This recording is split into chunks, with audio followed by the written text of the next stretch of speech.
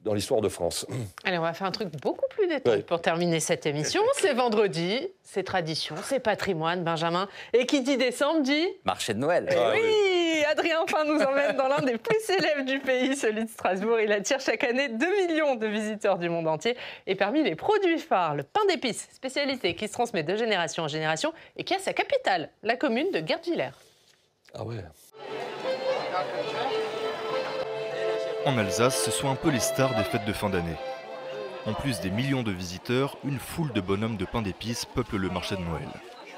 Et pour beaucoup de touristes, pas question de revenir les mains vides. Ça fait partie de la culture un peu de l'Alsace et de la Lorraine, donc j'en ramène pour mes parents et pour ma famille. On est lorrain à l'origine et que notre fils habite à Mayotte et qu'on va lui envoyer les nonnettes à Mayotte. Pain d'épices aux figues, au gingembre, aux noisettes, à l'orange, les clients ont l'embarras du choix chez cet exposant habitué du marché de Noël. Cela fait plus de 100 ans que la famille Cuprix y vend du pain d'épices. Des petits Ménel, c'est un petit bonhomme en pain d'épices. Je pense qu'en fin d'année prochaine... Oui. Ça va, vous voulez un sachet? Ça va aller, très bien.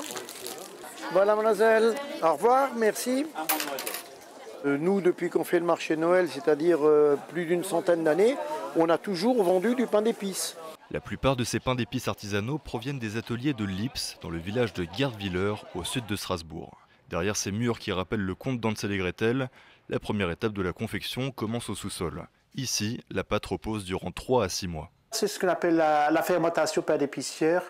Ça ramènera le goût, le moelleux, le concentrateur, sans qu'on mettra des produits chimiques. La recette n'a pas bougé depuis le XVIIIe siècle. Les ingrédients essentiels, de la farine, du sucre et du miel. 11 épices sont ajoutées, dont quelques-unes ne sont connues que par Michel Abziger et ses 2 fils. Il y a essentiellement de l'anis vert, anis étoilé, il y a de la cannelle, du clou de girofle, du gingembre, de la muscade, de la cardamome. Il y en a encore quelques autres, mais je ne me rappelle plus. À cette période, jusqu'à 500 maneleux par jour sont produits. Pour la dernière étape, il laisse parler sa créativité. Si ce n'est pas une commande particulière, nous on fait plus ou moins ce qu'on veut. Comme là, vous voyez, c'est chaque fois notre décor. Entre 2 pains d'épices, cet enfant du village se transforme presque en guide touristique. Plusieurs quarts de touristes viennent spécialement pour son atelier, comme ces Allemands. L'occasion pour eux de goûter quelques variétés, mais aussi de visiter la collection de Michel Abziger.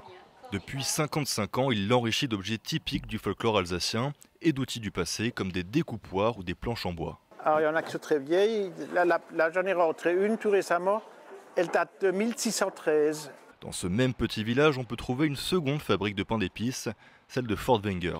La production se fait ici à plus grande échelle, 8 tonnes de pain d'épices et de biscuits de Noël par jour, soit 1600 tonnes chaque année.